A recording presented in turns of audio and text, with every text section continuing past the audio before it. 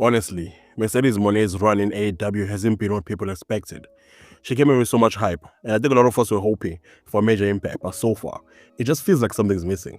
It's easy to point fingers at creative or blame certain decisions made behind the scenes, and those definitely play a role, but at the end of the day, wrestling is all about timing. And there's something that can't be really controlled by any one person. You can have the best skills, the best character, and the right opportunities, but if the timing's not right, it doesn't always click. I feel like timing is like 80% of what makes a superstar succeed. And in this case, it's like everything is just a little off for her. She's talented, no doubt about that, and the fans actually love her.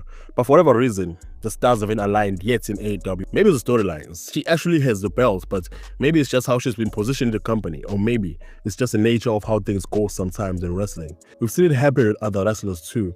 They come in with a huge amount of expectation, but things don't click right away. Wrestling is unpredictable like that, and sometimes it takes a while for the pieces to fall into place. I really want to see Mercedes thrive in AEW.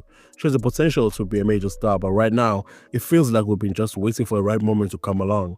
The question is, can AEW give it the momentum, or will the timing just never quite work out?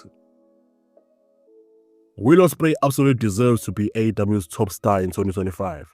The guy is a total game changer in the ring, one of the best we've seen in a while. If AEW is serious about making a massive impact and building around a star who can carry the company forward, Ospreay is the guy to do it. His work in New Japan has already proven that he can hang with anybody and steal the show. His athleticism, storytelling, and overall presence in the ring are next level, and he's got that charisma that makes you want to watch him no matter what he's facing.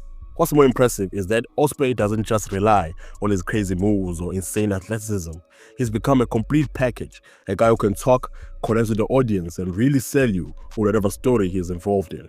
He's a star in the making, and AEW will be foolish not to make him the centerpiece in 2025. I think a lot of people still see him as a high-flying guy, but he's grown so much as a character and performer. He's ready to be the face of AEW. He's young, hungry, and has the ability to draw attention from both hardcore wrestling fans and casual viewers. If AEW wants to have a top star who can be a leader both in ring and outside of it, Ospreay checks every box. Plus, with all the new talent coming in and AEW's focus on building a global product, Ospreay's international appeal is huge. He's already known worldwide, so putting the belt on him will be a massive step in making AEW a true global powerhouse in the years to come. It's time for AEW to take a step and build around Will Ospreay as their top star. He's got everything it takes, and in 2025 could be the year he fully steps up into the role. Honestly, I never in a million years thought I'd see Ricochet joining the Hurt Business, or now the Hurt Syndicate in AEW. But after seeing the way things are unfolding, I can't unsee it. The whole storyline is honestly so intriguing, and it just makes sense. Ricochet's been the high-flying, athletic star for so long, but there's always been something missing in terms of his character and presence. He's so talented in the ring, but it felt like they were missing the edge, the next level of what makes him stand out in a way that truly elevates him. Now, the Hurt Syndicate, you can feel the shift. Ricochet begging to join them, desperate for that opportunity to be part of something bigger, is such a compelling angle. He adds so much depth to his character and gives him this new motivation and drive that we haven't really seen from him before. He's ready to do whatever it takes to prove himself, and is adding a whole new layer to his persona. It's not about the flashy moves anymore, it's about aligning himself with the faction that's going to make him more ruthless, more dangerous.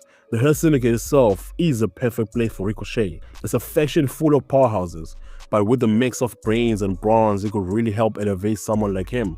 He's been missing the kind of direction in his career, and now it feels like he's got a chance to make a real impact. His high-flying style could mesh perfectly with the more hard-hitting and dominant nature of the Syndicate, and it's exactly the kind of evolution Ricochet needs. The angle is brilliant, the Hurt Syndicate is the perfect fit, and this could really be the story that turns his AEW run into something special. Got to admit, tournaments never really grabbed my attention before, but the AEW Continental Classic is on a whole different level. I am genuinely hooked, and I honestly have no idea who's going to win at any given moment. And that's what makes it so damn exciting. AEW has really knocked it out of the park with this one, and it's keeping me on the edge of my seats. Normally, with tournaments you can kind of predict where things are going, but this one is just unpredictable. Every match feels like a potential upset, and the stakes feel real. The way AEW is structuring it, with all their top star talents, you never know who's going to pull out the win. There are so many potential outcomes, and each match is so well placed and well thought out, and it keeps you guessing the entire time. Plus, the storyline is on point. Every wrestler has their own motivation, their own reason for being in the tournament, and in making every match feel important. It's honestly refreshing to see a tournament that feels this unpredictable and engaging. There's no clear favorite right now, and it keeps things so fresh. Every win feels like it's earned, and the stakes continue to build. The matches are all delivering too. The wrestling is top-notch, and you can feel the intensity in one match. AEW has really made the Continental Classic something special, and I can't wait to see how it plays out. MJF is still absolutely AEW's MVP, no doubt about that. The guy just carries the company in so many ways. Whether it's on the mic, in the ring, or just his overall presence, he's been the face of AEW for a while now, and I don't see that changing anytime soon. His ability to draw heat, connect with the crowd, and put on a stellar match is unmatched, and he's doing it all in an insanely high level. Now, as much as I've enjoyed the MJF and Adam Cole feud, I really hope it ends at the world's end. I think it's run its course, especially with the injuries and the way the momentum dipped a bit.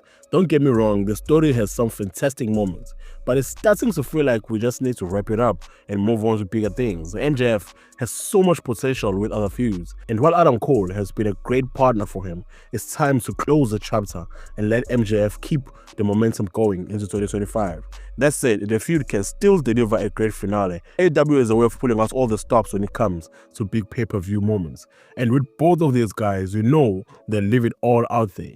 Even with the injuries that have affected the storyline a bit, I think they're both capable of delivering one of the most epic showdowns that will leave the crowd buzzing. It will still be one of the best endings in a feud in AEW history. I'm looking forward to seeing how they'll wrap it up at World's End. Hopefully, it gives MJF the opportunity to keep building his legacy as AEW's top guy and sets him up to bigger things ahead. The John Moses Dead Rider are definitely a roller coaster for me. On one hand, they're easily one of the best things going on in AEW right now. Moxley has the gritty, chaotic energy that just fuels the entire group, and the way they've been running roughhood over the competition feels real and raw.